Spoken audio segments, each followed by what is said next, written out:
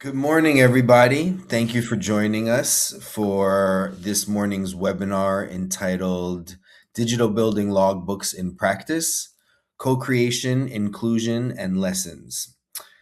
The lessons learned here are part of the Demo B-Log project, European funded project. And today we have 5 speakers. Hopefully the fifth, Carol, will join us shortly. But we have on the call today Henk Vischer, the professor of housing quality and process innovation at TU Delft. We have Henk's colleague Sun-Ah Wang, a PhD researcher also from TU Technical University of Delft. And then also we have Lauren Summers, a service designer from Leap Forward, and Bertrand Leclerc, president of Qualitel Solutions. As I said, I think Carol will be joining us. He is a product manager at Energy Savings Trust.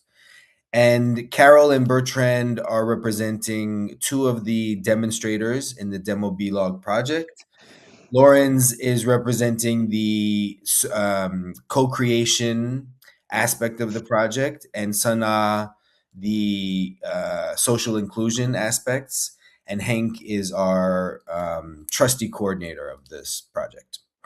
So today's agenda, we'll start with an introduction of the project by Hank, followed by a briefing on the social inclusion playbook from Sun-Ah, followed by co-creation and user validation, the approach taken in the project, delivered by Lawrence. And then we will have, hopefully, Carol presenting the chimney demonstrator in UK, and then Bertrand from the Clea demonstrator in France.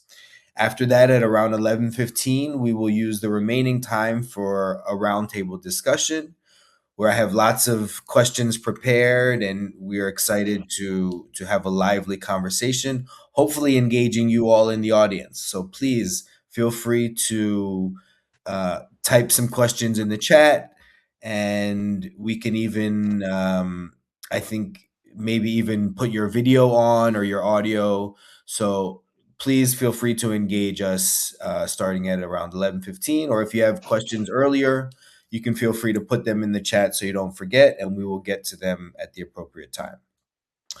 So with that, I will stop sharing and I will pass it over to Hank to share his slides. Okay, thank you.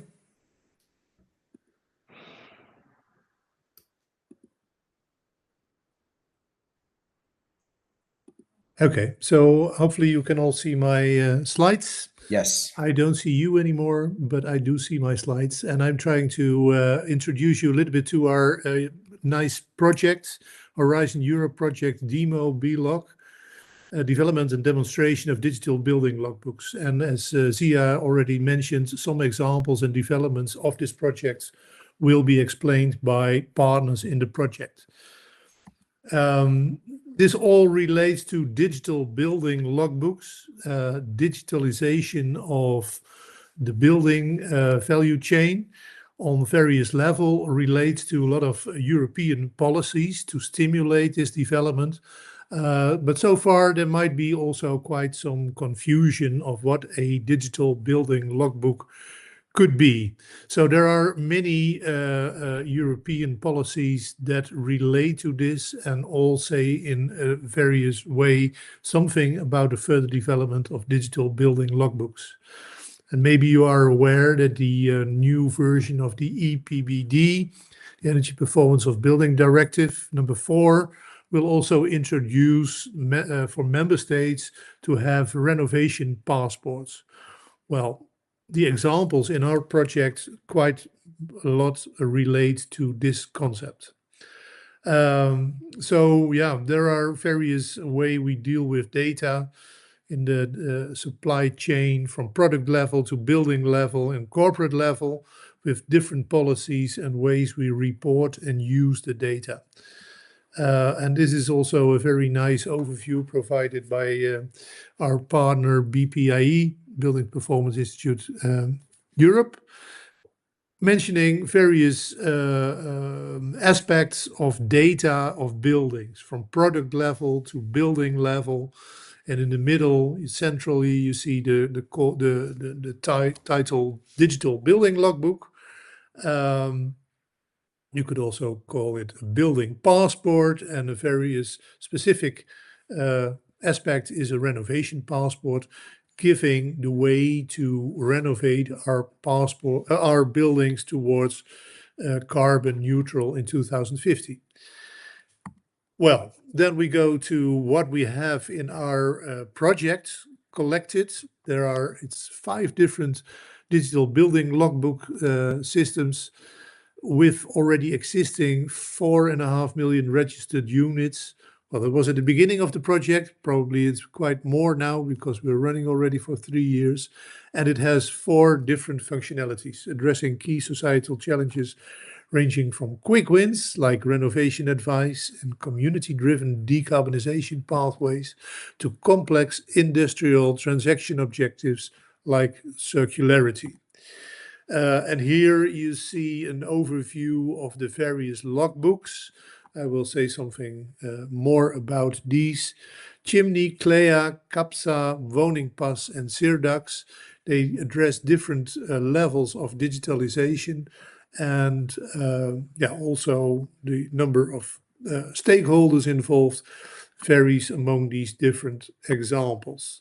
So here again, you see the Woningpas is from Flanders, Clea is from France, Chimney is from the UK, CAPSA is from Germany, and Sirdax was developed in the Netherlands, but it's also connected to the Flanders Woningpas. That's the idea. And all these examples have a different relationship in, say, public regulations or how they came to development, from more involvement from governments to more private examples, but they deal with similar goals. So within the project, Clea and Chimney working on user-centric automatic renovation advice.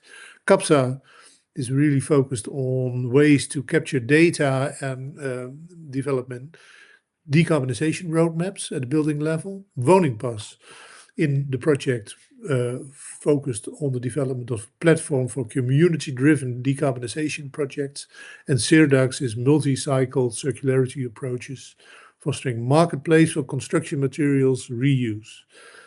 So we want to demonstrate it because it's already existing and also make further steps for the development. So that's my kickoff for today, giving the floor now to the people working in the project. Great. Thank you, Hank, very much. Next up, we will go to Sana, who will talk to us about social inclusion aspects of the project. Yes, I'm just going to share my screen now. That works, right?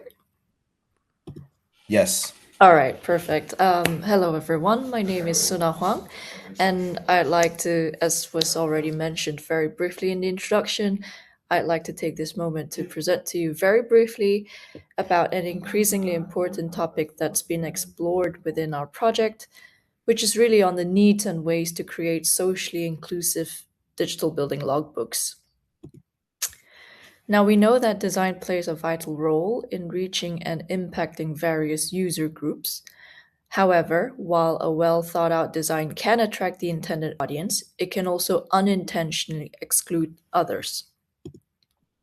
A socially inclusive product experience, on the other hand, is founded on a deep understanding of as many user backgrounds and abilities as possible. It really incorporates methodologies to help designers identify the potentially excluded user groups, thereby addressing concerns raised in, among others, accessibility, age, culture, economic situation, education, gender, geographic location, language, and race.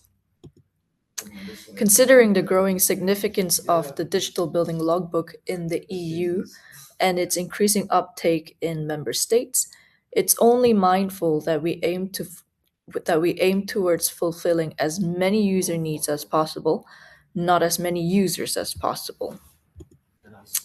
There are numerous ways with which you can achieve social inclusivity in design, but the key steps can include: number one, recognizing and building a comprehensive understanding of your target audience. A useful tip here is to create detailed personas that encapsulate the diverse demographics and needs of your users. And with that in mind, number two, we can then dive into their unique experiences by mapping out their respective user journeys to really anticipate how they could each interact with the digital building logbook. And this really allows for tailored design solutions that cater to the specific needs and expectations of the various user groups. And but it shouldn't stop here. Number three, take that extra step to involve end users that fit the persona in the design process and gather their individual and honest and personal feedback. An invitation to the co creation workshops, interviews, surveys, and focus groups might work wonders here. And finally, number four, validate as early and as often as possible. Organizing user tests in an early phase with the target audience is crucial to create DBLs that resonate with the end users. It really ensures user satisfaction, identifies potential issues, and aligns the platform with the changing diverse needs. There are many practical tips and resources that can help ensure social inclusivity is meaningfully integrated into the design and development of tools such as the Digital Building Logbook, which is why our partners from Leap Forward, TU Delft, and BPIE have collectively created a social inclusion handbook with the aim to educate key DBL stakeholders on the importance of and the ways to implement social inclusivity in digital building logbooks at as many levels as possible. The handbook also provides a range of practical guidelines, tools, and templates that can be used by the stakeholders to practice socially inclusive principles when developing the tool. It can be accessed through our demo blog website or via the QR code on the screen, so feel free to have a look. And building on this, my colleague Lawrence will explore how we've embedded social inclusivity within our 5 demo blog pilots, with a particular focus on co-creation sessions held in close collaboration with the end users of each service. And that was it from my side. Yes, thank you, Sunaha. I will share my screen as well. Voila. Same goes for me. I cannot see you anymore, but if something's wrong, please let me know. Before we dive into our approach and focus on the co-creational aspect of our work for Demobilog, I just wanted to highlight that I'm here alone representing our company, but because we actually had a very interesting link to all the different pilots, I'm also representing a little bit my team. So we dove deep into the complex stuff of digital building logbooks with all the 5 pilots.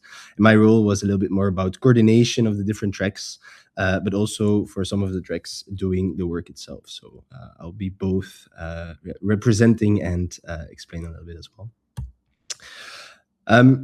Maybe before we dive into it, I want you to imagine that maybe you're a designer at a local city council, let's say, and you get this design brief.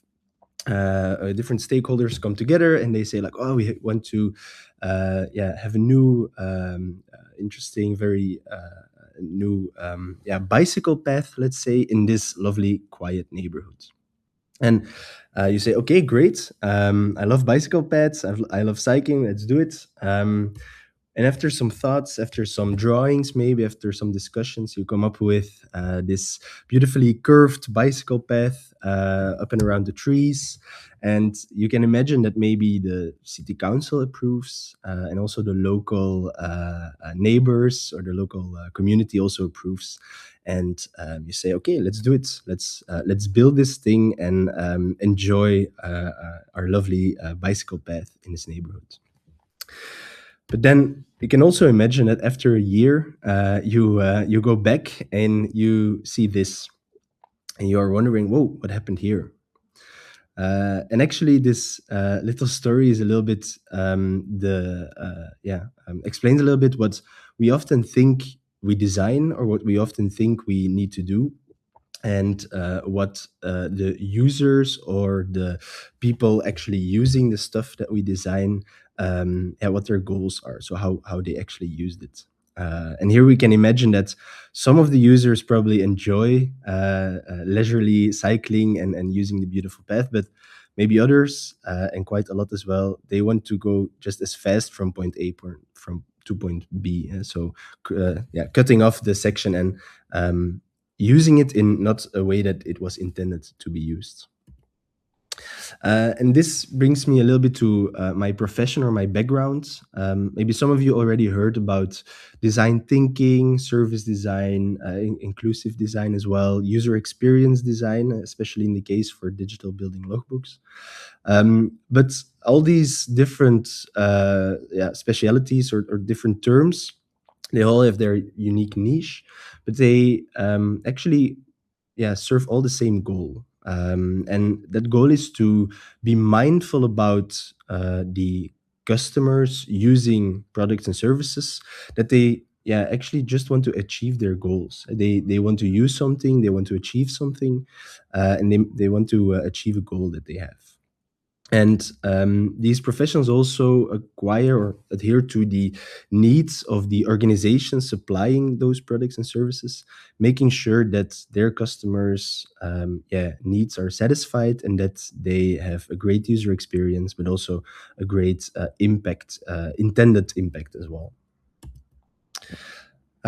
And that brings me to the Demo Bilog project. I think Henk and Suna already explained it quite extensively, but I want to go back to a slogan that has been used and was also on the website of the Demo Bilog project, where the goal was to unlock the potential of digital building logbooks to achieve climate neutrality.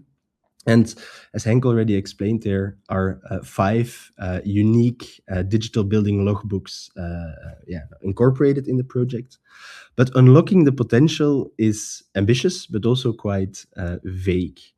And each of these digital building logbooks, they also have their own, way of working and their own goals, their own user base, their own stakeholders, and even their own context of use inside their country or within the application or the platform itself. And that brings me a little bit towards our design philosophy, where within design thinking or within service design, we often think about firstly trying to do the right things, to really have this mindful conversation or this mindful approach towards, okay, what is the right thing to do? And once we are pinpointing that and having the feeling that we are on the right track, we try to change the question to how can we do that thing right? What is the right format? What is the right solution to this problem? And how can we deliver it in a way that, again, satisfies the customer or the organizational needs behind that problem? This is called the double diamond and can also be quite confusing. But in reality, it's more like a mindset that relates itself to simple questions, but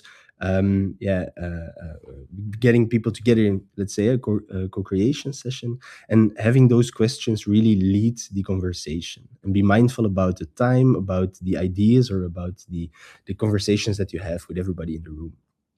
And I will give you a couple of examples of how we applied that in DemoBlog. here you see a picture of kickoff that my colleagues have done for the Chimney logbook. I think Carol will explain a little bit later as well. But as part of the first co-creation sessions that we did, part of the kickoff for Chimney, we really went back to design challenge formulated in a how might we statement. And for Chimney, it was how might we help users of the Chimney logbook to renovate and store their process in a logbook. And this how might we statement can seem a little bit silly maybe, but it's actually deliberate that we focus on, okay, how might we do it? It's solution oriented. Users are central in this station. Who do we want to serve? Who do we want to help achieve their goals? And there is also an impact formulated in that question. We want to achieve something, and we want to have positive results as well. And because we try to really make that question the center of our work, especially in the beginning, it's very easy to explore different demographics, different scenarios, different added value with an open mind. How might we do that? Yeah, maybe we can do it in a certain way, but maybe we can do it also in another way. And the goal here is really, with all the stakeholders in that co-creation session, have dedicated time to go very broadly and very crazy, let's say. And then in the end, also try to consolidate always. And you can see a little bit maybe that diamond approaching, where you diverge and converge as well around these same questions. And consolidation and feedback for Chimney looked a little bit like this, where on the right side of my screen you can see two different persona, and also on the bottom line we try to visualize the customer journey as well, and together with the team we use that customer journey again as a kind of starting point to see, like, okay, where do opportunities lie for change? What can we impact? What can we change for the better in order to service the users better? Or what are some things that we also have to be mindful about? So really using that customer journey as well, together with those personas, to go towards that right problem or right solution.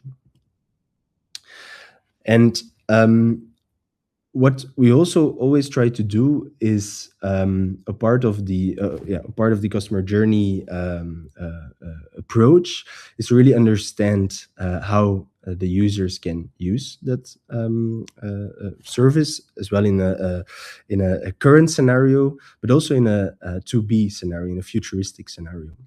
And that's really where design comes in. So in these co-creation sessions, our role was also to rapidly visualize potential solutions. And here on the screen, you can see an image of our very, very early on prototyping for the Woningpas platform. It was a digital co-creation session. But on the left, you can see some high-level wireframe screens. What I mean by that high level is that we deliberately left out any text or images or let's say mainly colors as well. We really focused on the essence of, okay, what are we trying to show, and what can we, how would this be able to work in the current platform as well. And then again, we went by very simple questions with the client to see, okay, what can we keep?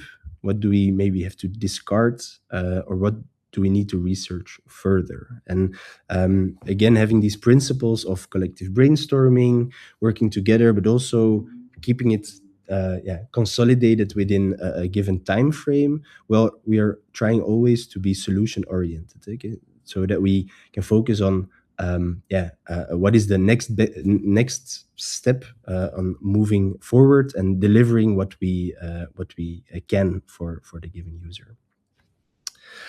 And we did the same as well for or together with the colleagues of the CLEA platform, and Bertrand is here as well.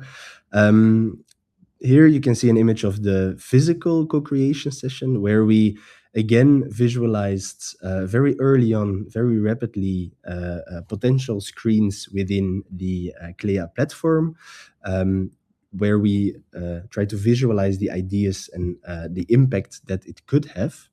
But then as well, we are very open to feedback. And here we use this session to first individually and then all together really go through all the screens and say where maybe opportunities lie to change it even further, or what again we have to keep, discard, or maybe have to research a little bit further as well. So the goal of these sessions is really to get very, very quickly visually, so that it's also easier for everyone to understand what we're doing and to give feedback in that sessions as well. And I don't know about the colleagues of the pilots as well, but I really like this process, and it always gives me a lot of confidence as well when we are doing it. There's a lot of energy in the room, a lot of expertise as well. So it's easy to have this feeling, okay, we're on the right track. We are doing what we need to do, and we're getting there in terms of impact. But there is also a little bit of a risk here. When we're doing these sessions, we are actually, up until this point, always or most often using our own expertise, our own thoughts, our own ideas to design or develop something for somebody else. And there's a risk in that we trust ourselves a little bit too much. So as Sunha already explained earlier, it's very, very, very important to get out there in, let's say, the real world and try to validate our ideas or our assumptions, let's say, with potential end users. So real people that could be using our solution in the future, or maybe already using another tool or a current application as well. The tool that we used for that is Figma. That's our main design tool, but also a little bit our prototyping tool, where we again, I try to visualize a quick prototype of the screens, and we try to do it here as real as possible, so that the users that we tested it with kind of have the feeling that it already exists. And this actually serves, I think, two goals. First is to simulate the platform or a new solution as if it exists without really pouring a lot of development costs into it. So it's quite easy and quite cheap to do it in this way. But also, again, to get really rapid feedback. And the goal here is not to showcase the prototype and say, what do you think about what we made? Or what do you think about this new solution? Because then, everybody will be very nice and say, okay, that's quite good. But the goal here is to let them use it. And what I like to do is always ask them, like, hey, can you show me how to use this tool? And especially for Clea, it was about the renovation advice module. You, based on your preferences, you could explore different renovation advices. And there we learned quite a lot about what doesn't work, or what, it's very difficult for the users. And that's really the goal. It's a learning experience, and we try to get that feedback quickly and also very honestly from them. Another type of user testing that we did was for CAPSA, where just because the project was a little bit differently scoped and also differently in time, we had the opportunity to test already with their real life application. So they had a strong development team, and they were quite sure as well of their ideas and their solutions. So they went quickly into early on development, and that's when we discussed, like, okay, let's try to test it with the real life application. And because the CAPSA app is such a specific app in terms of the context of use. It's an application, in short, where the user, or kind of a facility manager, takes pictures of a building, puts all kinds of data into the application in order for the system to calculate the renovation roadmap. But because the context of use is quite specific, we also really simulated in our user tests that real life context of use. So we managed to get hold of a building in Ghent in Belgium, where we gave users the assignment of using the application and to input data. Where we again learned a lot about what already works, but also what is blocking or takes a lot of time for them or is really difficult to do. And that brings me a little bit towards the gist, I think, of our role and also the process. So for all the different pilots, we went first into the user aspect, the persona, but also the customer journey linked to that persona that we want to focus on, the user that we want to service. And then again, going to that prototype where we delivered visual screens also for internal stakeholders to really understand, okay, what's going on and what we want to achieve. And that brings me to my last slide. This process can, I think, feel, if you're not really familiar with, quite feel like a roller coaster. You can have all kinds of emotions. You can be delighted and frustrated in the same workshop.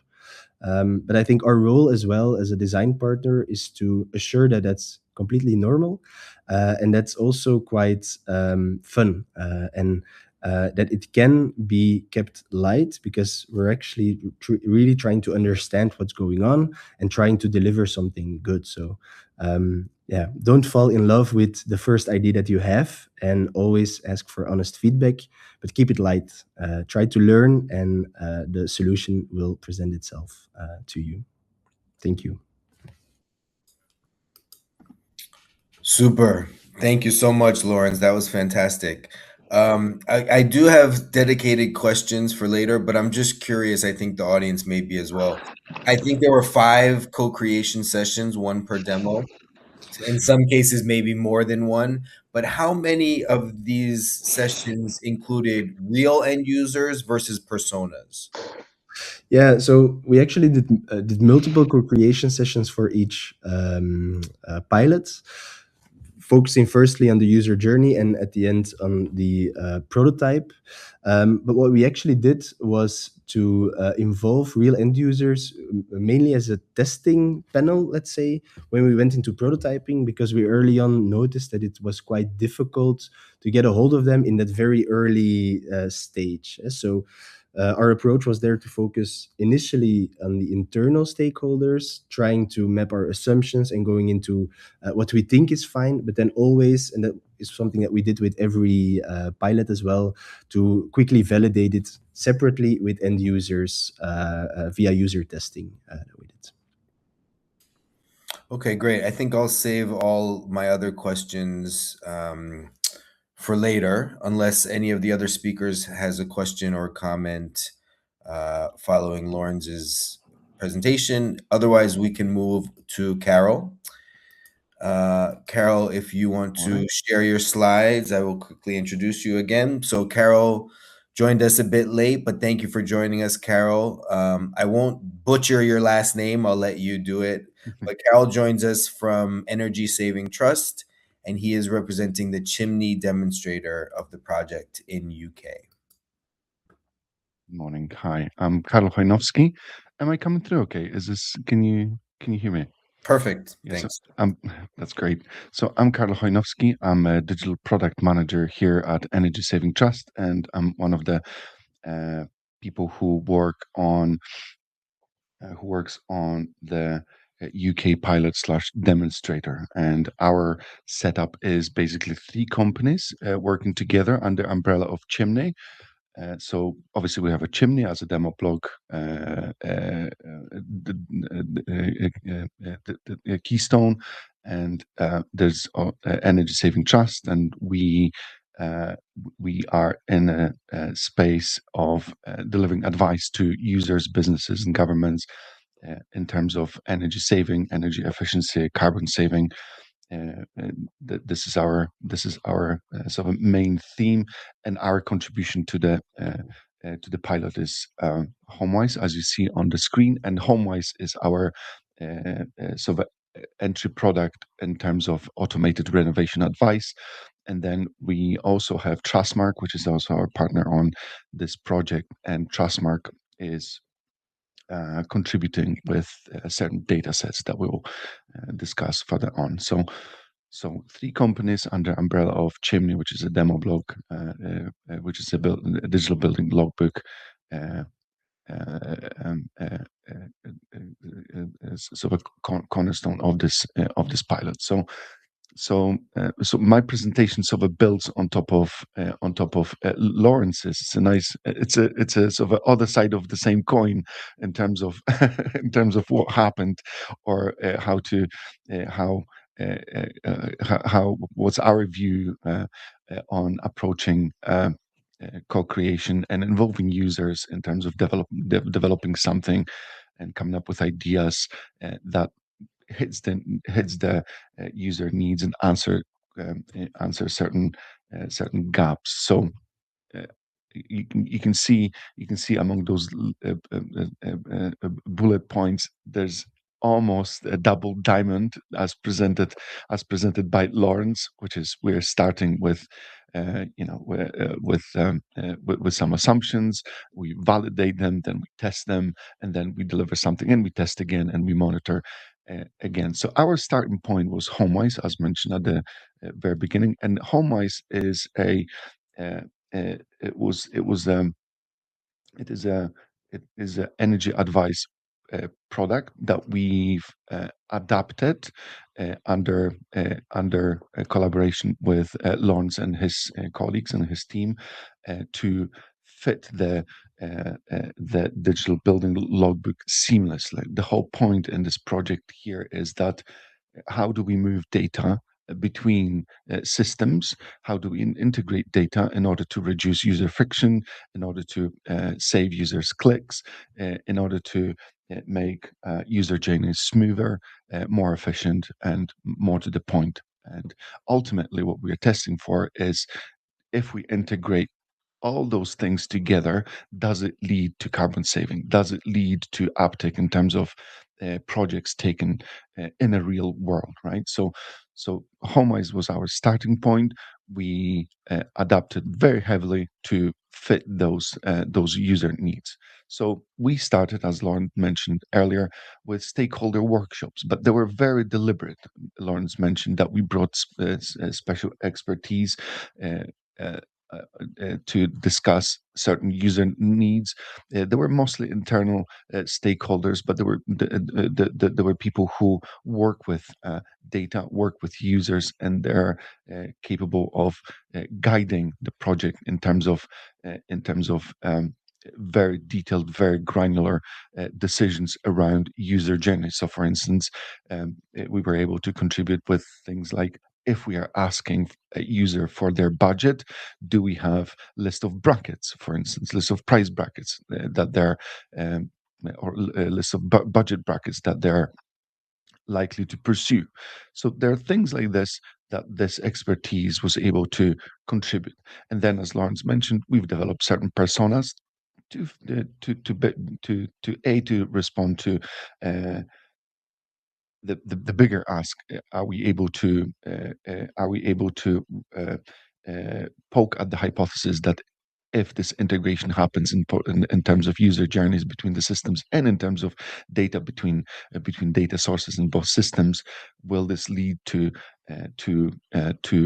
wider adoption of renewable technology? So we've picked 2 personas here, and then we started designing customer journeys and user flows, as Lawrence mentioned earlier. And then once the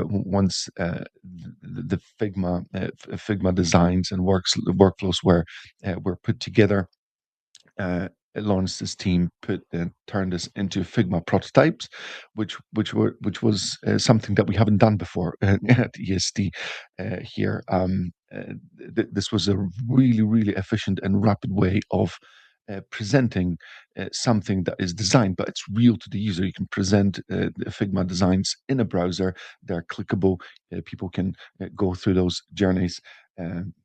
User journeys. They can highlight certain maybe inconsistencies or elements that people aren't sure of. And this is exactly what we did. We kicked off a user recruitment. We built based on our two user personas. When we were recruiting people, there was a screening process. We were basically wanted to mirror as closely as possible our assumptions. And then we went on to do interviews, which basically is a usability testing. We set up a temporary lab for Lotte and Paulina to work here in Edinburgh, in our Edinburgh office. We obviously made it accessible to people. We didn't have any. We didn't end up having accommodate anybody with disabilities, but that was always on our mind while we are speaking right, about inclusion and that side of project. So we've run a bunch of tests. We had around we spread them over 2 days. There were 10 people that came to our office, split into 2 branches. And as Lawrence mentioned before, we were asking questions like, if there was one thing that you would change here, what would it be? There were non-leading questions. We basically wanted to narrow down to things that we could improve, fix, or things that weren't too clear, or maybe button labels weren't named as expected or as imagined by somebody who is doing this for the first time. So we've compiled a big collection of those pointers, and then we redone the prototype again, just to accommodate those changes. And from that, we've built the development. We've mirrored this into a development plan, which we've applied to our system. And from there, once we launched, we haven't we haven't forgotten about users. So now we are at the stage where the pilot is running, but we are paying close attention to certain user activity metrics. So we set up some key metrics, or sort of KPIs of a project that we thought would be beneficial. But then we've expanded from those. So, for instance, if at first we were thinking about things like how many people land on our homepage, that kind of thing. But then to have a proper user insight, we've expanded those into, right, what is the source of that traffic, and actually when somebody does land on a homepage, what happened next, and what is the cohort of the user that, for instance, reaches certain milestones within a system. So there is still user centricity, but this user centricity doesn't happen through contact with users, direct contact with users, but through systems measurement. And we also mentioned the data aspect of this entire project, right? We know that when we connect two systems, Chimney and HomeWise, good things happen, but there's also underlying data that feeds into HomeWise, right? So in order to present somebody with a list of items, measurements, or suggestions what they can do around their property to improve the energy efficiency, decrease carbon savings, and make their homes more comfortable. We have to run a calculation engine that basically crunches loads of data points around the property to produce those results, right? So in order to minimize the amount of input that we ask from users, we are using certain data sources to pre-populate certain parts of a system. So, for instance, we are using Home Analytics, which is a database owned by Energy Saving Trust that contains close to 200 data points around majority of properties in UK, and So that's one item that we use to pre-answer certain questions around their user properties. We also use as Scottish government's EPC register to make sure that the data is most up to date, because Home Analytics runs on a cycle, right? We produce a data set, we make it public, and that takes time. When we contact EPC register, we have that data basically live. Somebody has a assessment in their property, their certificate is uploaded to the register. We know about that change. And thirdly, I've mentioned Trustmark as one of our key partners on the project. They have a property checker API that sits in their data warehouse, data lake warehouse, and this data component is added to the mix because not every upgrade around property triggers new EPC. So, for instance, if somebody refreshes their uh, uh, heating system, that might not be reflected in the new EPC. That doesn't trigger EPC. So we pull that together, and to make sure that people who use those systems have the most trust in what they see on a screen. We've discovered during those tests with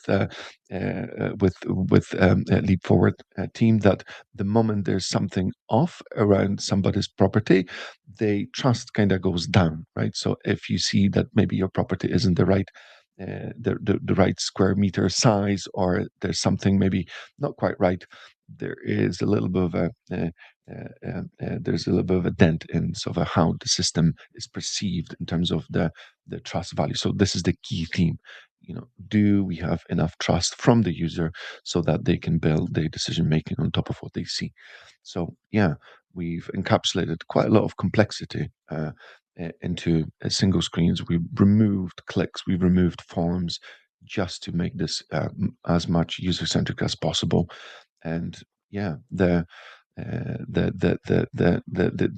another theme here was to um, make the user journey as light as possible. You in UX terms, this is cognitive load. I'm sure many other industries use this. You use it too, but if you present something to the user that's maybe a little bit too complex, a little bit difficult to understand, then then the drop off points occur, and your success metrics aren't maybe as good as it could be. So reduce the cognitive load using data, and then minimize uncertainty under the umbrella of um, uh, trust element for the decision making. So yeah, that's the summary of our user centricity in terms of this project. Thank you very much. Thank you very much, Carol. Very interesting. Next, we will move to Bertrand from Qualitel Solutions, who will present Yes. With their pleasure. at Hi, everybody. the CLEA demonstrator. That's it. Let's share my screen. My turn.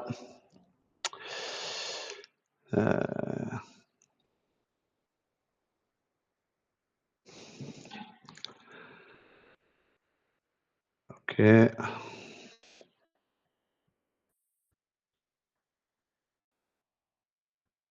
Full screen. Am I in full screen now? Not yet. Not yet. So let me check.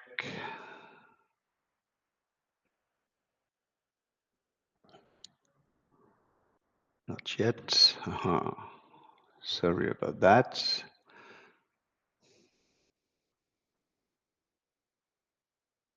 There's a little trick because of my multiple screen sessions.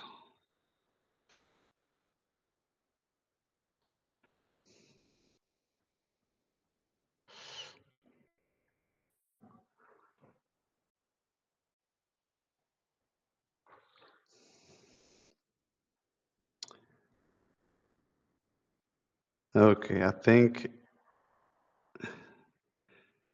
it's coming. Yes, perfect. Thank you. Thank you.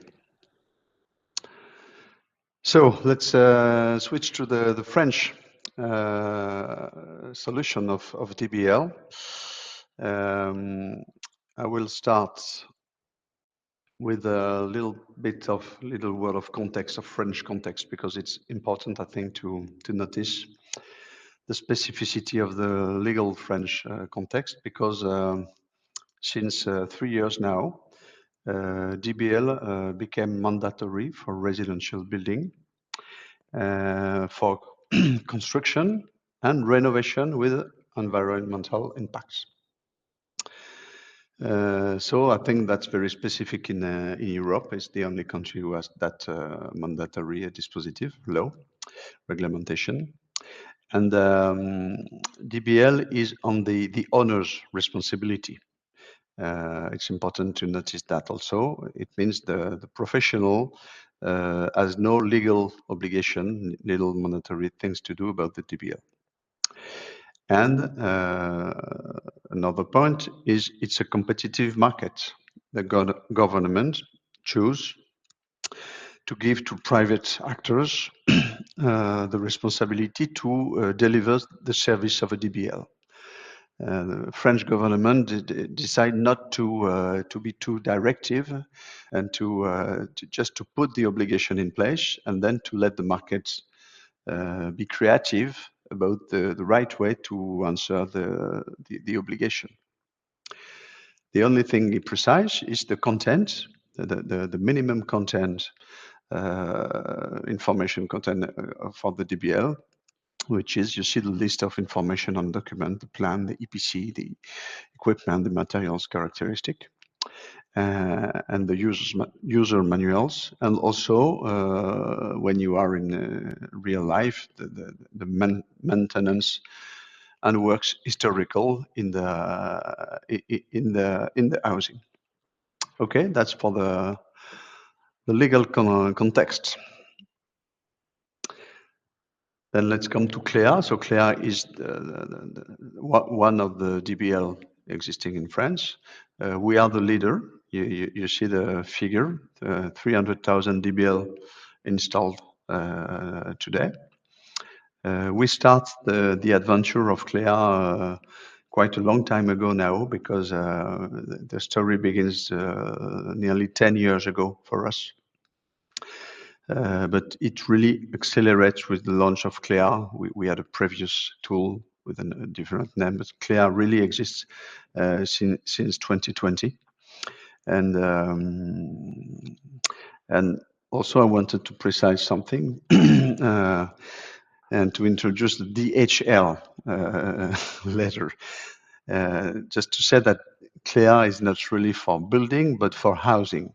It means in a building with several apartments, you have one CLEA for each apartment.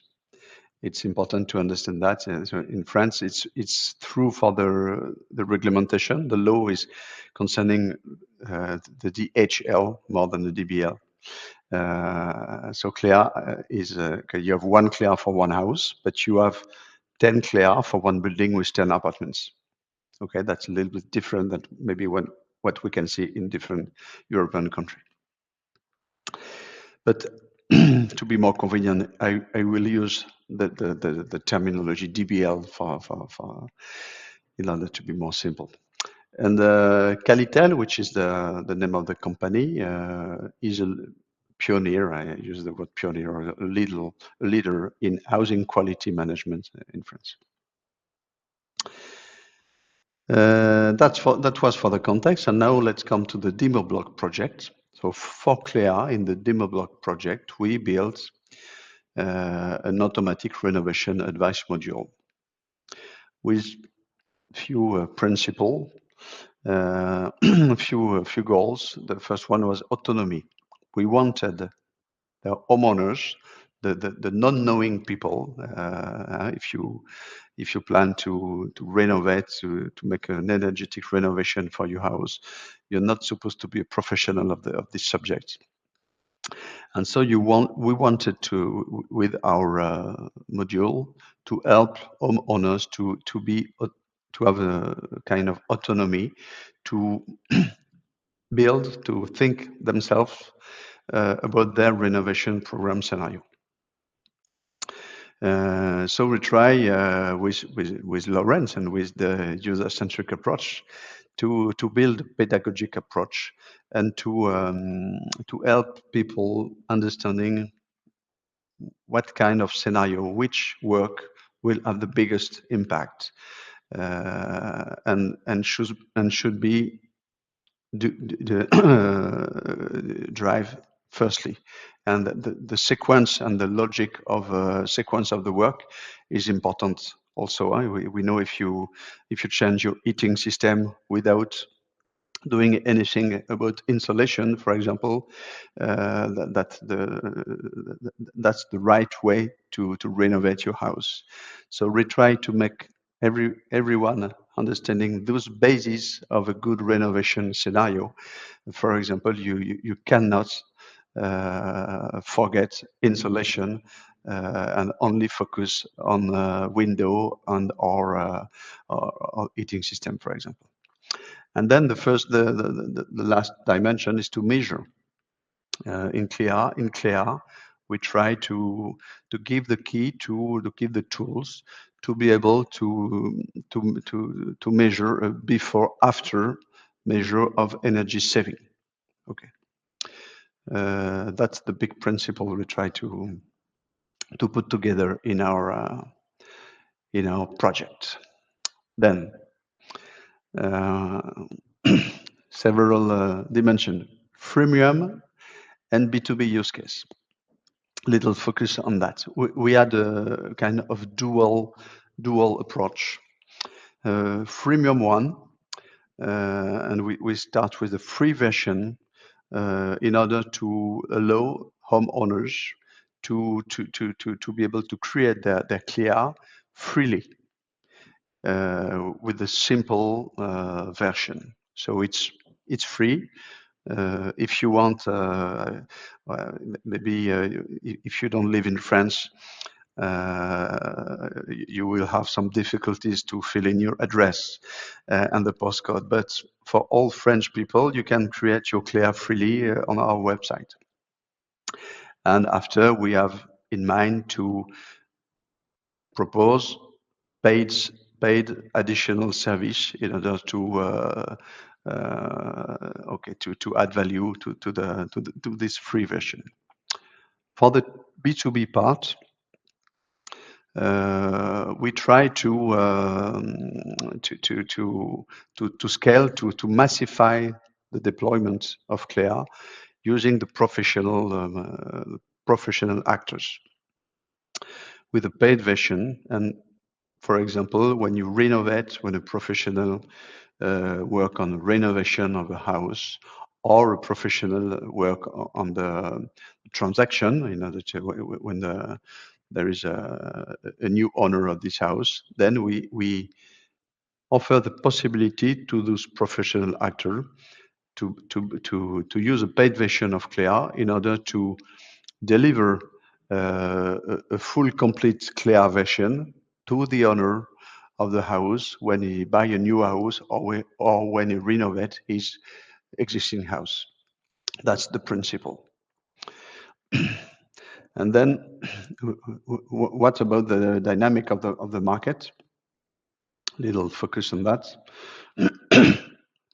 In France, this year, we can say for new housing, for new building, DBL market is doing quite well because the developers are the first owner of the apartment or of the house, and when they deliver the house, they give the key and they give also the CLEA DBL to the owner.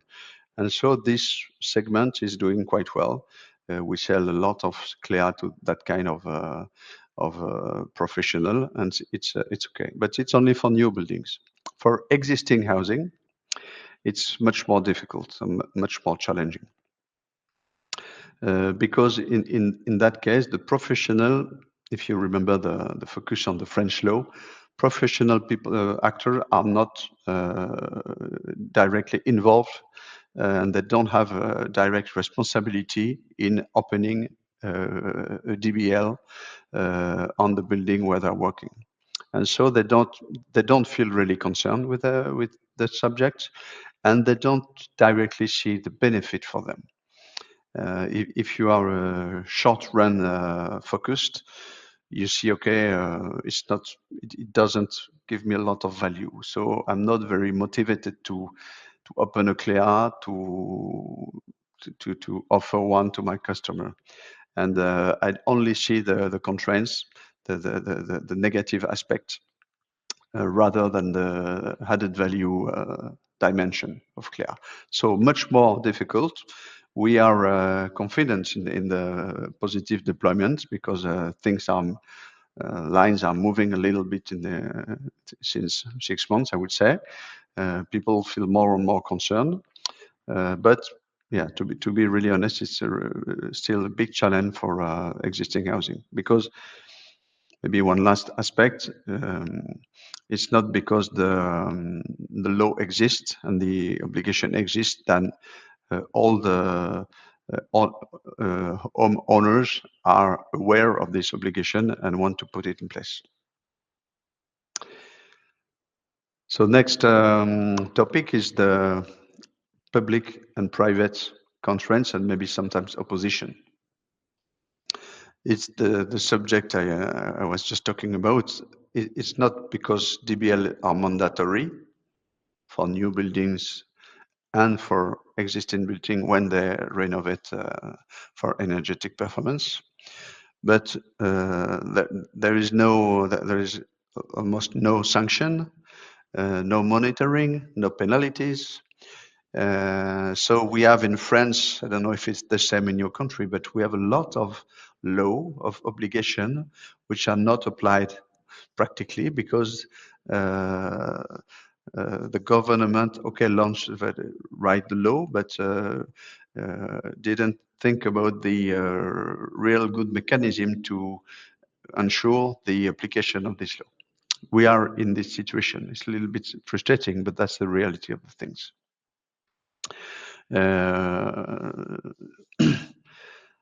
So the private players, a little focus on the business model. Interesting also to see the business model.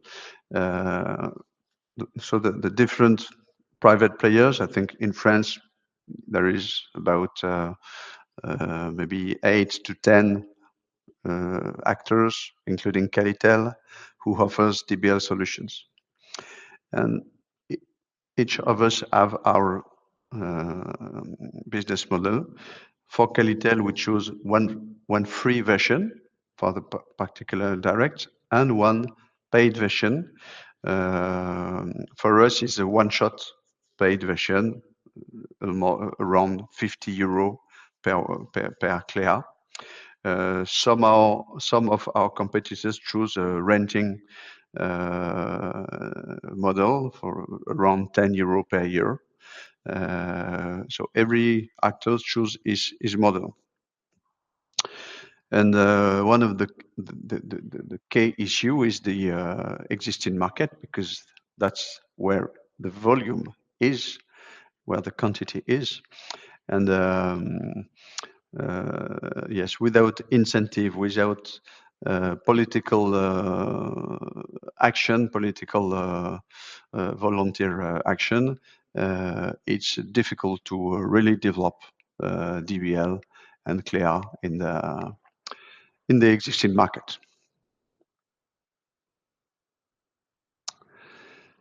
A few words about user testing experience. We already talk quite a lot about that, thanks to Lawrence and to Carol, who talk also about his experience. But just to reinforce the message, it's not any longer possible nowadays to launch a service or a tool without involving the end users in the creation process. Okay, prototyping, testing, refining, and validating before really investments, before invests a lot money in development. It's quite obvious, I would say. We were lucky to, thanks to Lawrence mainly, because he really recommended us to test before developing. And so with this good advice, we reduce risk and we improve deeply efficiency and prevents omissions. And I try to synthesize the main positive things to this method.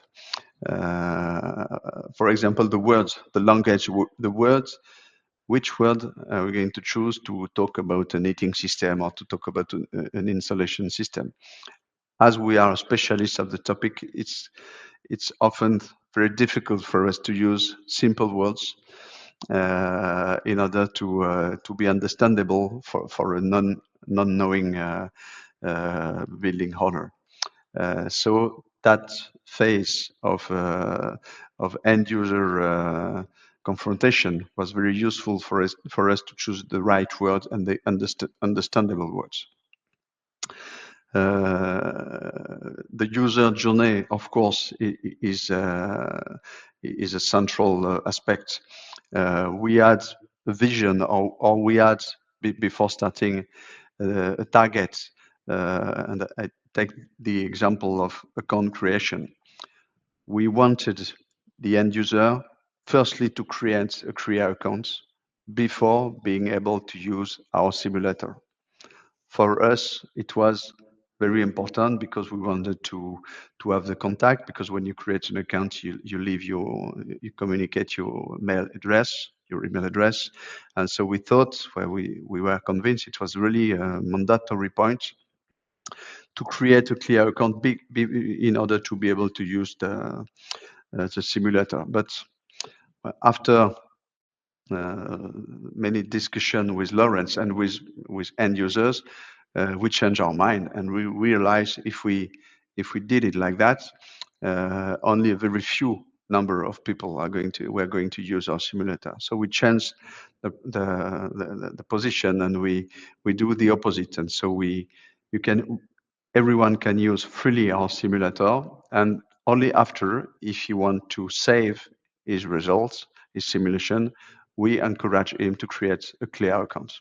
And yes, really happy to choose this solution. I'm sure it's a key success factor for this project. That's it. That's the point I wanted to share today. Great. I see a few questions, maybe a few reactions. I don't know if you want us to talk about that now. Yeah, thank you. Sure. Alan has a question. Laws and regulations are one thing, but it's very unlikely that governments are going to put in place controls for DBLs.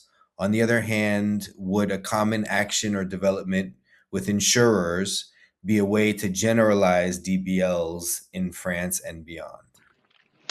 Yes. You're right to mention the insurers, which are very concerned by the topic. If you make the assumption, then a DBL helps to take care safely of a building and decrease the risk of damages. That's the story we try to say. And yes, that's a good advice. We don't have really a good level connection with insurers, but that's something we have in mind. Yeah, the good advice. Thank you, Alan. Okay. Thank you, Alan, and thank you, Bertrand. So I think I'll go back to the beginning. So my first question will be on social inclusion. So mainly for Sana. So Sana, on the project website, there is this page, how is social inclusion applied in the demo blog pilots. So I see that each of the 5 pilots have their own interpretation of social inclusion. And how can you talk a bit about how this came to be and the specificities of each pilot in terms of social inclusion?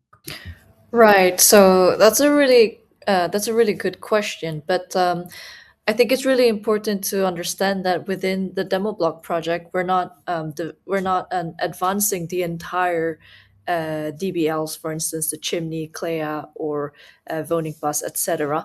But we're actually focusing on developing and demonstrating specific functionalities within the DBLs. So it was very difficult to say yes, social inclusivity has always been present throughout the entire development of these DBLs, but we could actually mention that within, at least within the scope of demoblog, what's been developed within demoblog, social inclusivity has been considered in these specific ways. So that's why there's a little bit of a difference between the pilots.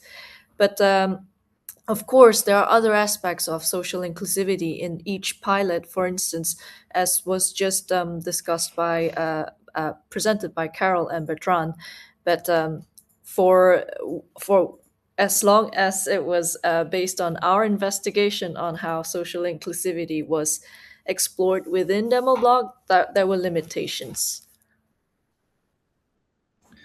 I think maybe I can add on that as well, Zia or Tuna, if it's okay. Yeah, please. Of course. Yeah, just to give you some examples. I think when you scroll up a little bit for Warning Pass, I think it was very unique to see that Warning Pass is actually a DBL funded and managed by the Flemish government. So it's publicly owned, let's say. And then specifically for public websites or applications, there are different regulations there. So for Warning Pass, from the get-go, we had to adhere to the WCAG standards. I think they stand for Web Content Accessibility Guidelines. And that's actually a system of digital accessibility or digital inclusion that they are mandatory to follow, and that relates to having the right contrast so that people with poor eyesight or even blind people can navigate or use the platform. So that's very specifically to how something is designed. But maybe on another level, I think, as Bertrand already said, Clea had such a large user base and also such a large potential within in France that I think the inclusion conversation there was a little bit more focused on how can we make sure that the access to the Clea platform is as broad as possible, and that's where the conversation about monetization came into place, but also like how are they going to be able to use it, and how open do we want to have it be, which is totally different. For Warning Pass, it's you have it because you're the owner of a building, but in the more privatized context of Clea, it was more about having the right access and making it as broadly available as possible. So the meaning of inclusion changes as well, related to the different projects. It's interesting. There's a lot of crossover between social inclusion and co-creation, but they are truly separate things, I think. We heard a lot of examples of how the user validation or the user testing was led to design choices or functionality choices in the DBLs. But was there any examples of that with social inclusion? So how any examples of social inclusion principles actively influencing the design of any of the DBL upgrades? I can maybe jump on this one, because as you said, Zia, the field of inclusion and accessibility, and targeting wider audience, and minimizing user fatigue, that's of a big umbrella of things that further split into for instance, WCAG standards that Lawrence mentioned that primarily sit in the user interface. Whether buttons have area labels so that screen readers can, dictate to somebody who maybe is visually impaired to what's happening, but also in terms of usability, in terms of usability field, this addressing this lowest common denominator will sort of will correspond with wider reach in terms of how systems are put together. So, for instance, like the language that is used on a page, right? Maybe when we think of a disabilities, and sort of a web design context, we think of people who maybe don't see, maybe have some motor problems. Maybe somebody doesn't have skills in their certain hand that maybe that doesn't allow them to use certain system on, say, a mobile. But it's also kind of sits within disabilities like ADHD. If you present somebody with too much context on a page, they will drop off. This will be like an electric jolt to somebody who gets easily overwhelmed. But by addressing those needs from the get-go in principle, this will make this makes systems better for people who don't have usabilities, because everybody likes something that's easy to use. Everybody likes something that's easy to reach on a phone. Everybody likes something that is easy to understand in terms of language, context, and all that stuff. So I think it's a blend of things, and this is something that we definitely covered in Chimney. We did follow the WCAG standards in the HomeWise journey. We did make sure that the language is accessible. It's as easy as possible to understand, and that we don't overwhelm people with too many questions, too many items on the screen. So this cognitive load concept that we mentioned earlier did play a strong part here. So yeah, it's a big wide field, but by addressing those needs, accessibility, usability, and all those inclusion needs from a get-go, that basically makes those systems better for everybody. Yeah, and maybe I can follow up a little bit. When we did our study on understanding what social inclusivity means and what it meant to our DBL pilot partners, the first reaction everyone had was, "What is social inclusivity?" But then we slowly we understood that these are all the steps that are already being taken. It's just we never realized in detail the term social inclusivity. Are we? And so this was actually a really nice opportunity to be aware of these steps, to be mindful in the next steps that social inclusivity is perhaps one of the objectives or goals that needs to be addressed at every step of these pilots being developed. So it was an interesting journey for us, but also for the pilot partners to really have that epiphany that, oh, what I've been doing is actually going towards the right direction. And we're missing out a little bit on this aspect. What can we do? Okay, thank you. We have a question from John online. He says often DBLs are being criticized by high initial cost and an unclear business case.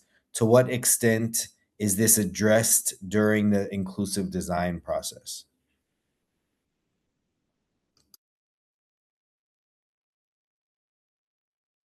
I think these are almost two separate items, because the high cost and unclear business case, this is sort of a market positioning and the wider user need problem? Well, we know that we look after our health and we do collect data there. That's very, very useful. We collect data around our cars and stuff like that, because we know that when we sell and we have a full, logbook for a car, that will lead to a perhaps better price. But the digital building logbooks are a little bit out of left field. And yes, there's definitely a business case positioning here, but inclusivity in terms of the build and how they're put together and what we think as designers and people who run those things while we are managing and putting them together, definitely covered. So and the connection there is that, hopefully if we do our job right, then that will lead to, better adoption, better use case in terms of the business model and sort of a market placement. But as our colleagues explained earlier, that's still quite a challenge in terms of adoption for this particular thing. An addition from John Bertrand before you add to this is, he says, how are the relative advantages of different stakeholders being addressed beyond how DBLs are being used and experienced?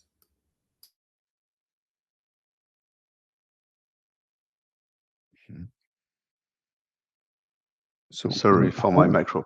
I wanted to react Yes. on the cost, the business case, and the exclusion or the inclusion of people. That's precisely the reason why we decide to launch a free version of Clea. We talk with a lot of consumer association who pay attention to that and to really encourage us to launch a free version in order to include the most people as possible. And our experience show that even if it's free, people don't adopt Clea massively. That's kind of because simply it's not easy to to communicate on the existence of this free version. We have a limited budget to communicate on our products, and so even with the free version, is not the reason why we invade the market. But it's really important for us to have this free version in order to exclude no one. I maybe wanted to add on that as well.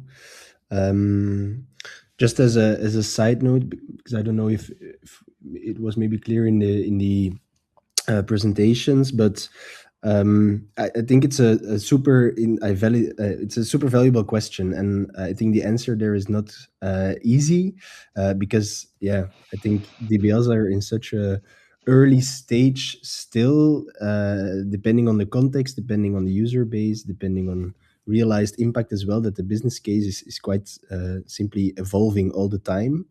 But in DemoBlock, what we try to achieve is to, when we started with the co-creation workshops for each of the pilots, to really have a conversation about, okay, who needs to be there from an internal point of view.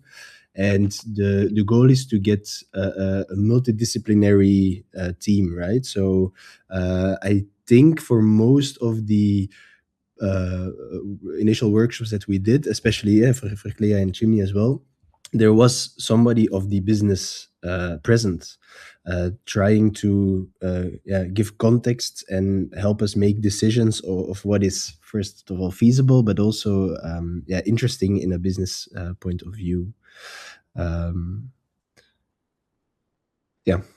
Voilà. So we try to evolve them in the workshops as well. That's an interesting aspect, how business model can affect sort of usability or sort of a product experience as well. So yeah, there's a definite overlap there. Yes, just for the last question of John, with the advantage for each for different stakeholders. Yeah, for Clea, we really think a lot about that because there are many stakeholders who can have interest around this DBL. First of them is the owner of the house, of course, but not only the owner, also the tenant. The tenant can have an access to Clea in order to view part of the information. So that's the first, that's a second user, but also all the professional around this house. For example, the company who come to renovate this house, if he can access the information to the previous characteristic of the materials installed or all the historical of the works would have been done on this house, this can be a good useful information. When you sell your house, the real estate agent, of course, is also very interested to access all those information. So there are many people to address, very target to address with the DBL information, and maybe with one difficulty is that the people who's in charge of filling the DBL with the information right now is maybe not this information is filling now will interest maybe someone else in 10 years.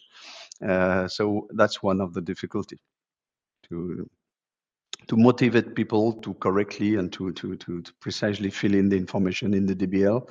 The interest is not always immediate. It can be a long-term interest. Okay, thanks. I think since you mentioned long term, I'll go to Alan's second question, and then leave the question I had for after. So, in terms of interactions with users, there's a difference between single user housing and semi detached houses, for example, with multi apartment buildings. In the latter case, you have to potentially deal with the whole community of interest. How do you deal with such a community considering the long-term perspective of DBLs? And how are you making such a community alive in the long term? First of all, because I think we talk about Clea and the French example, French situation. First of all, I want to say that we are not satisfied with this law.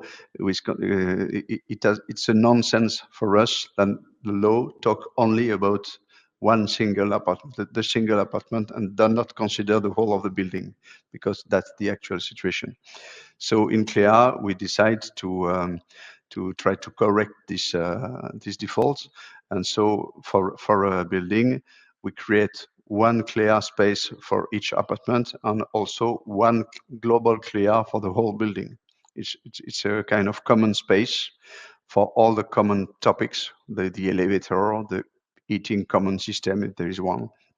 All that kind of topic are addressed in the global Clea building for the building, and every particular individual concerns, like an individual heating system, an individual boiler, are addressed in individual space. And okay, so all those data and all those clear space have to communicate together and have to survive when one apartment is sold to another owner. All that have to be thinking to be able to go on and to resist to all those external events. It's not always easy, but it's working a little. It's working. Okay, thank you. Real quick before I get to Laurent's question, I was just curious, are there any examples of, based on user inputs or user feedback, any conflict with maybe technical or organizational preferences or beliefs prior to the user feedback? And then, if so, was there, or stated differently, were there any true learnings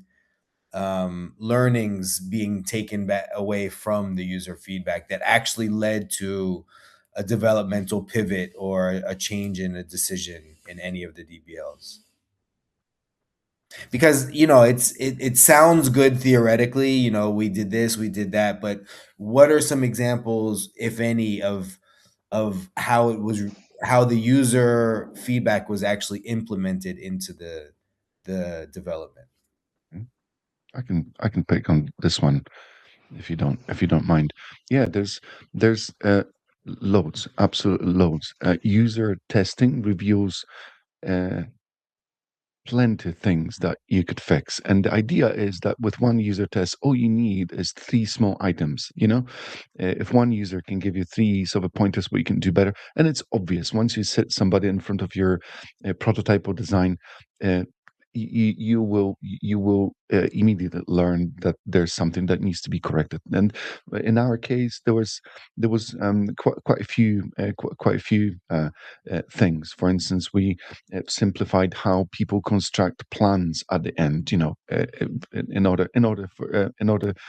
Or how people access plans. So, for instance, in order to for HomeWise to tell you what's possible and how much things will cost, we were asking three qualifying questions. Do you want us to show you everything? So think of it as a restaurant menu.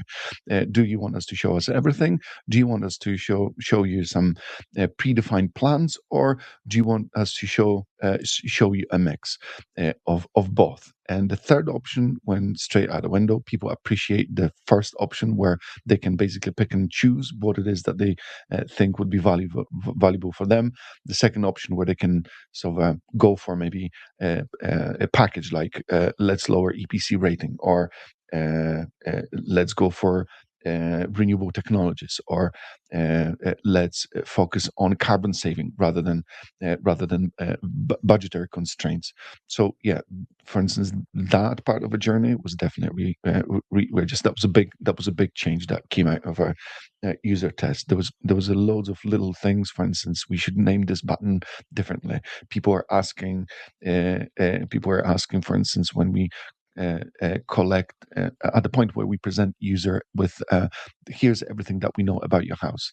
Our assumption was that people would like to know where that data comes from. People would like to know, whether they, when they update that data, will this update propagate to the source?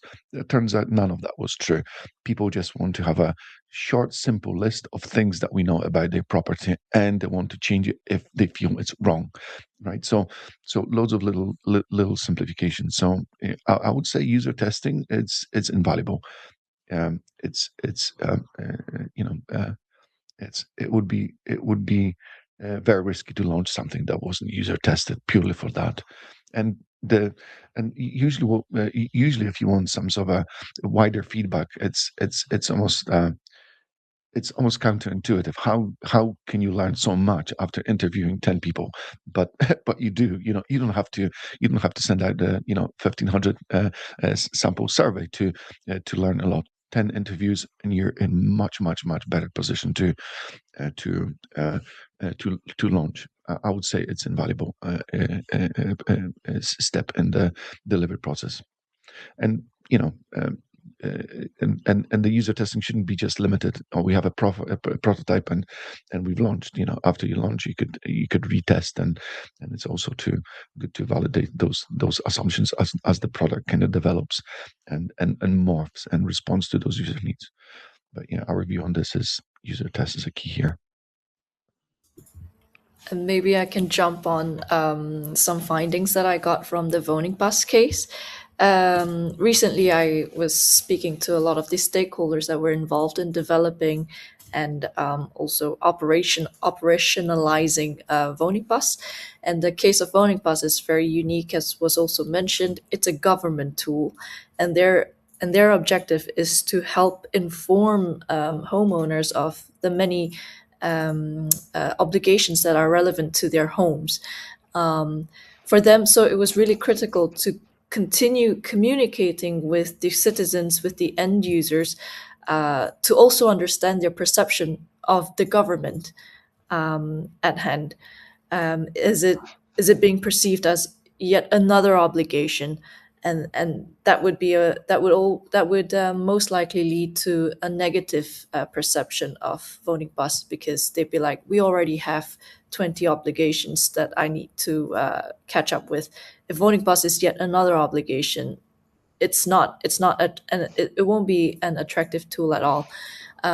There's also another thing about when they consider new partners, for instance, private parties to join the voting bus, they always have to ensure that that the value of the organization, which is to inform and to not commercialize on the data, is preserved. So they always get feedback, like, once again, with the end users, which essentially is the citizens of Flanders, to see how risky this is, and if it would ever change the perception of both voting bus and the government. Both their perception of voting bus and the government, and so there's always a balance for them to achieve. Yeah, maybe to add on that as well for the warning pass case, because they're not here right now, but I think that really it's a good case towards that initial design scope or design challenge and the final implementation or the decisions that were made.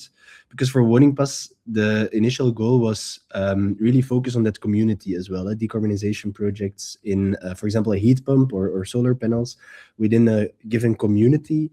And that's not easy. And it's also something that we discovered during that process, that as an example, one of the things that is very hard for the government to manage or to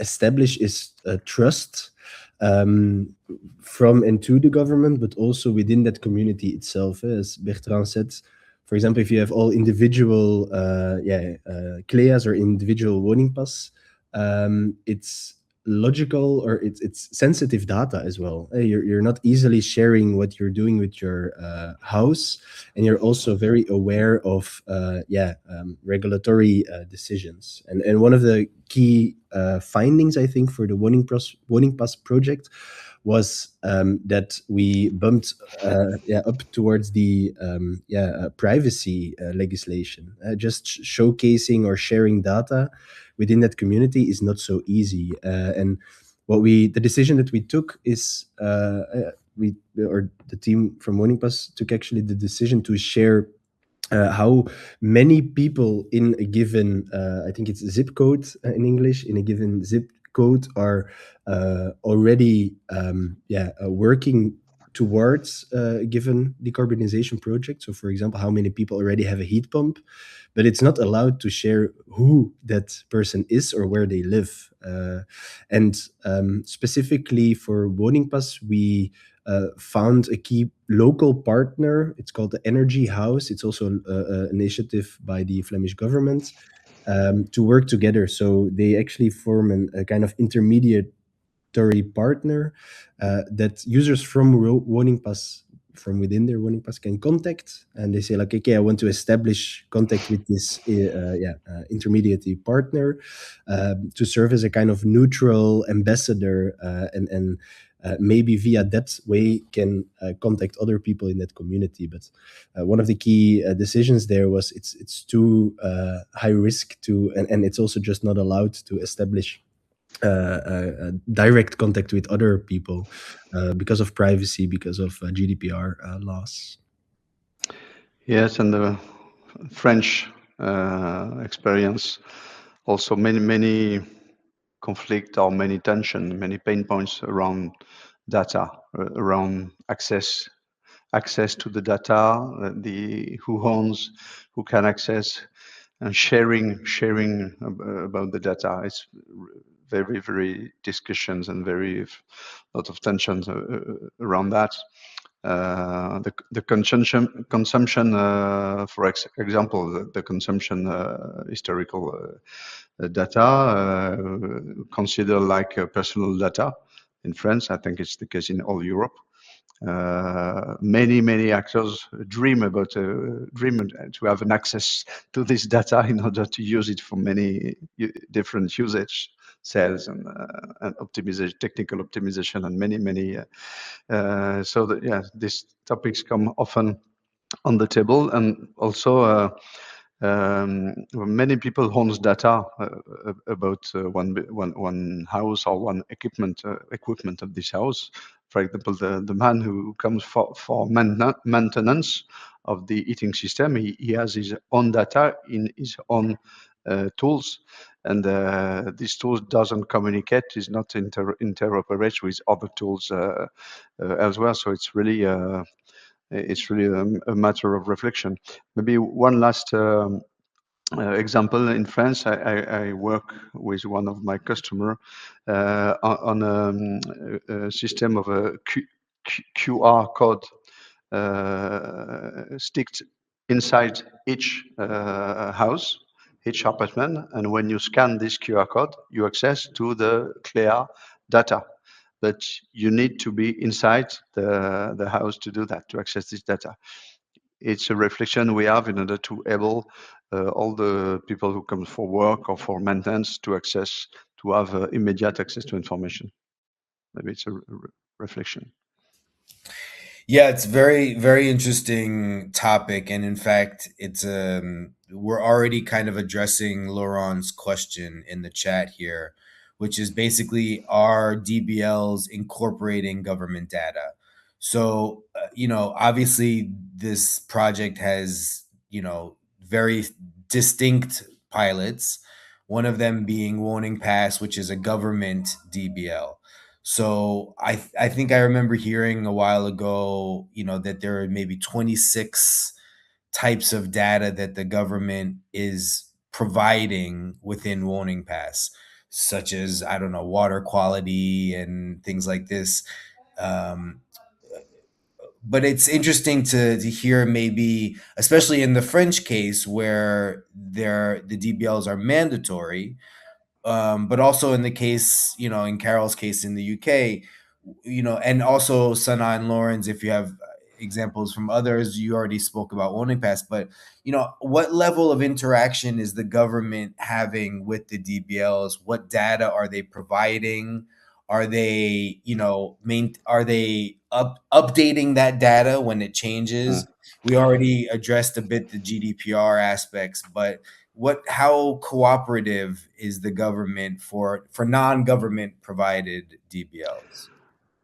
For the French case, today it's very easy to answer that, because there is no interaction, and government doesn't access the data of each private DBL. But it's not satisfying for no one, and we can imagine as a minimum government who will want to use those data to observe and to analyze the market and the tendency, maybe with a previous anonymization of the data, a little bit like you said, Lawrence, only for to totalize for one village, for one zip code, for one something. Yes, but now today there is no interaction. But even if I say that, some data contained in the DBL, in the French DBL, provide from public database. For example, the EPC. The EPC is the French EPC database. It is used to fill in the data for a CLEA when you create the data.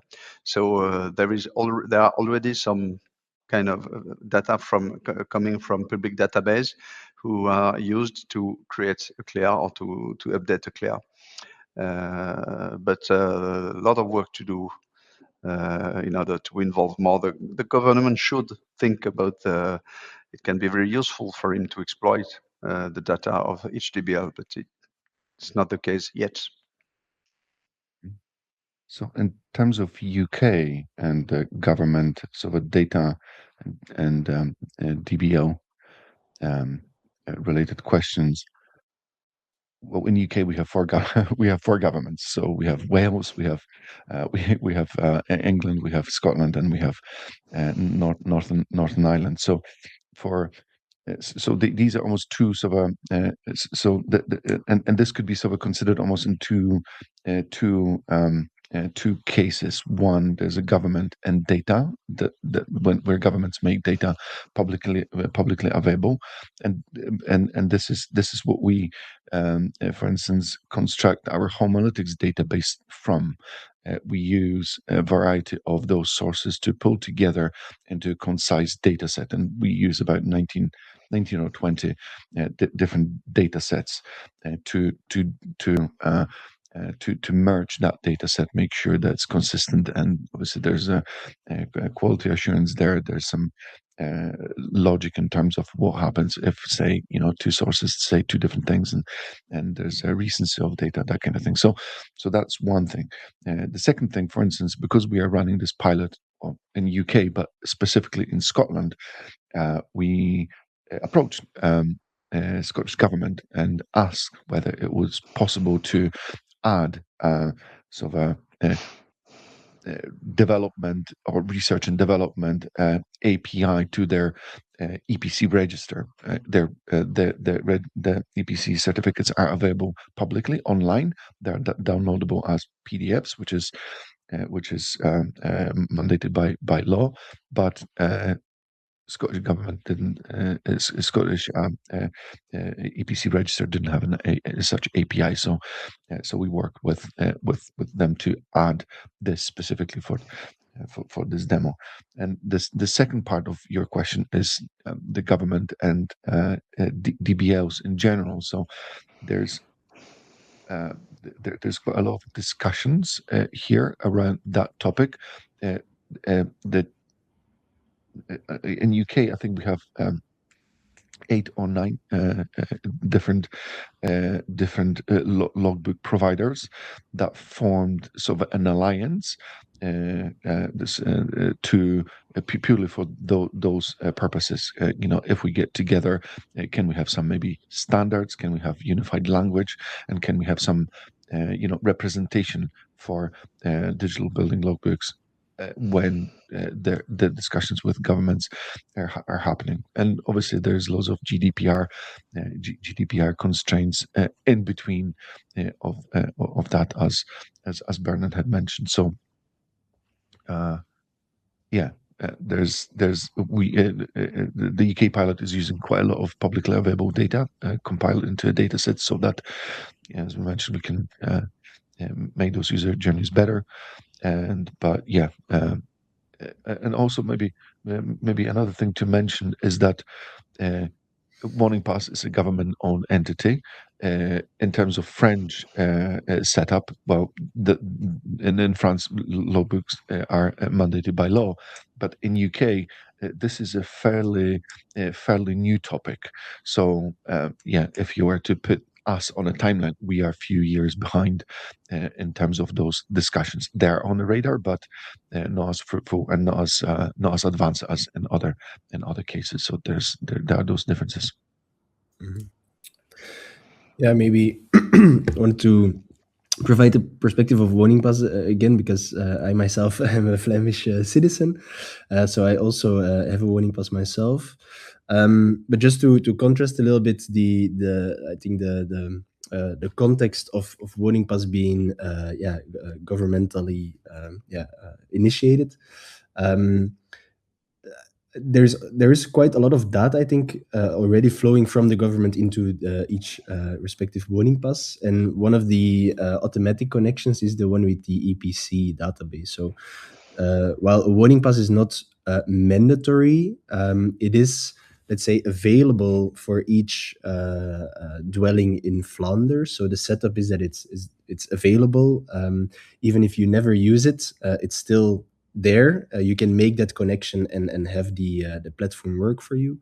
But having or providing an EPC when you sell your dwelling or your house, that is mandatory in Flanders. So because it's mandatory, the connection is made, and the EPC is also provided within the platform. And I also know that they are constantly working toward more automatic integration. So they try, I think it's not fully functional yet, but they try to make this connection with local subsidies, with regulations as well, having data about specific regulations for your house in your region because of certain governmental regulations.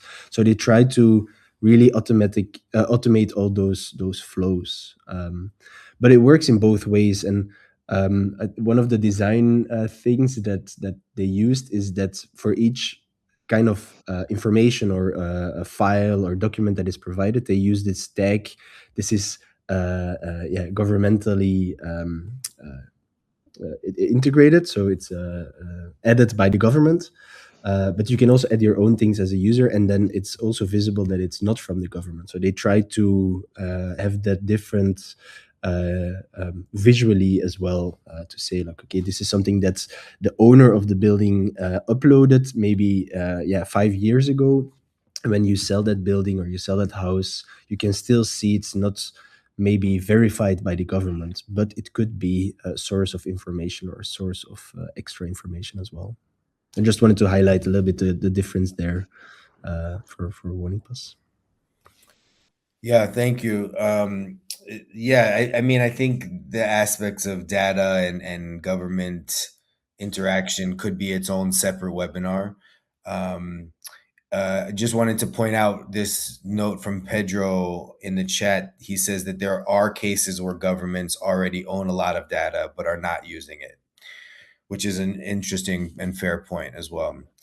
So we're running out of time here. I have two final questions. One is more related to what we've been talking about today with social inclusion and co-creation. And then the final one is more broad in terms of DBL scalability. So the first one is, are there any co-creation or social inclusion pitfalls that should be avoided if someone else were to implement these concepts in their DBL functionality improvements or creating a new DBL, and they wanted to address social inclusion and or implement co-creation aspects? Are there any pitfalls that they should be aware of, or roadblocks, obstacles, things of that nature?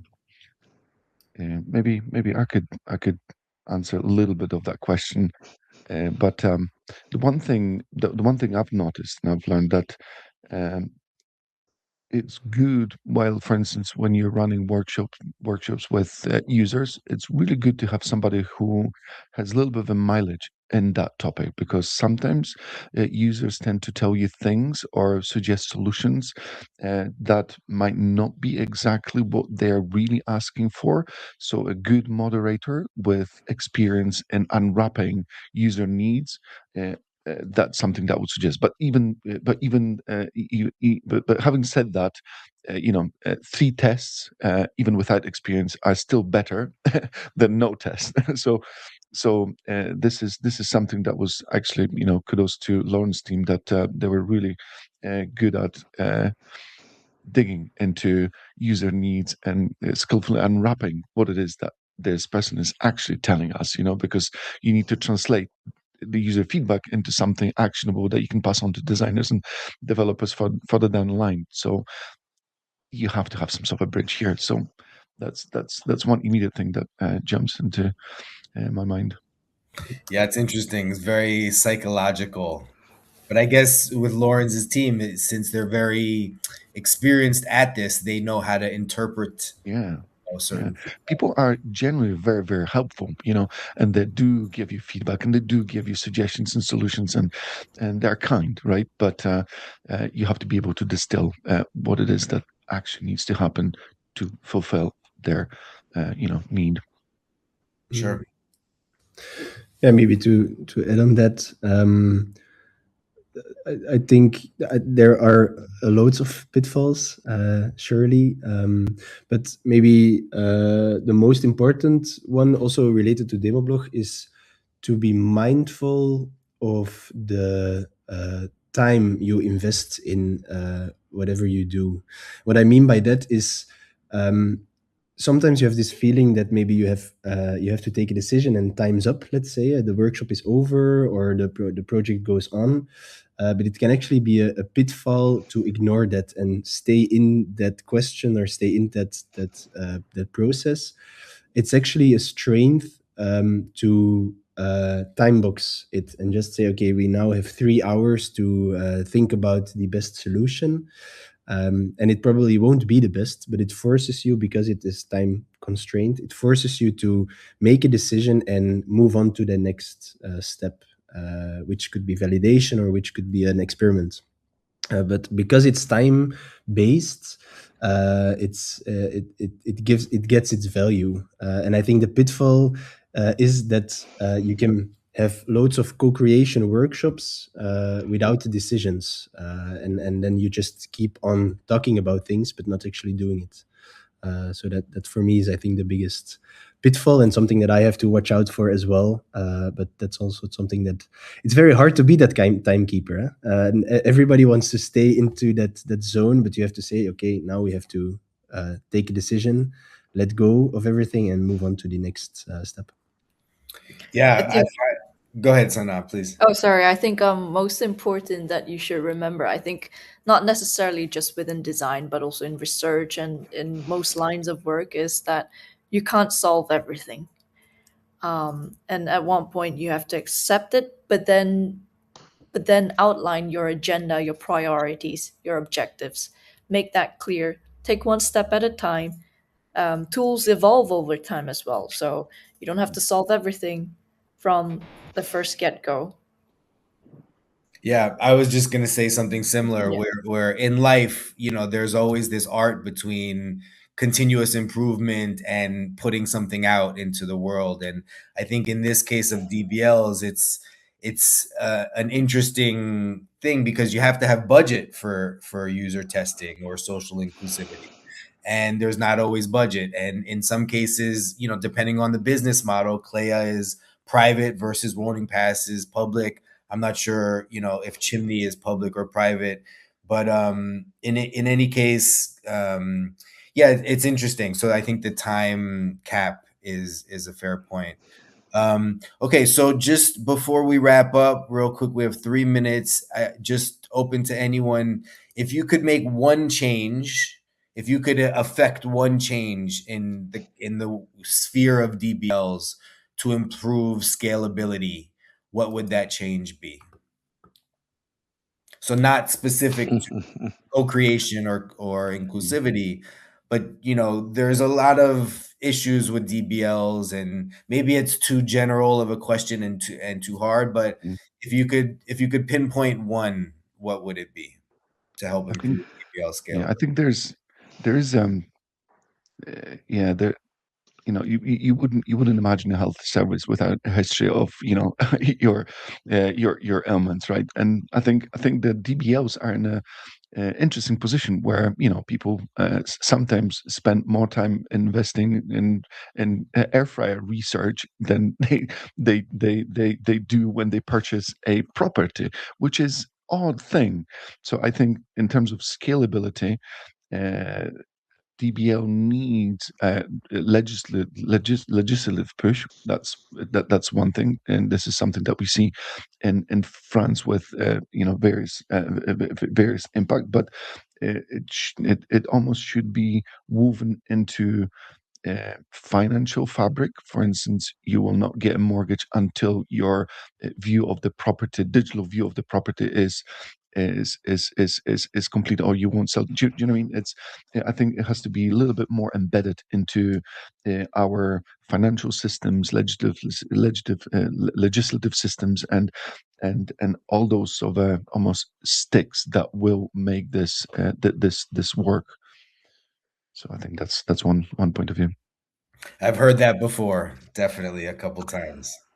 Okay, for my last word, I choose the data again, in order to pay attention to simplify the data entry in the DBL, and no one wants to spend time entering data in any system. So I think it's one of the big key. Sure. Makes perfect sense. All right. Unless there's anything else, let me quickly share my final slide on how to get in touch. And I will thank very kindly all of the speakers today. So first, the Demo Blog project is on LinkedIn and Twitter or X. We have our newsletter that you could sign up for. I believe there's a LinkedIn newsletter and also a standalone newsletter on the website. We have here our contacts. If you want to get in touch with the coordination, you can reach out to Ava, or Carla in terms of communications. Their emails, as you see here, are on the website. This is a screenshot from the website. And then that's it. I just want to thank all of our speakers today: Carol, Bertrand, Lawrence, Hank, and Sana. Personally, I think it was a very interesting webinar, and I hope everyone else enjoyed it as well. I really am grateful for all of your time, and we will publish the video recording on the project website after when it becomes available. So thank you very, very much, and have a wonderful day. Pleasure to be here. Thank Thank you you. so Thank much, you. everybody. Bye. Bye.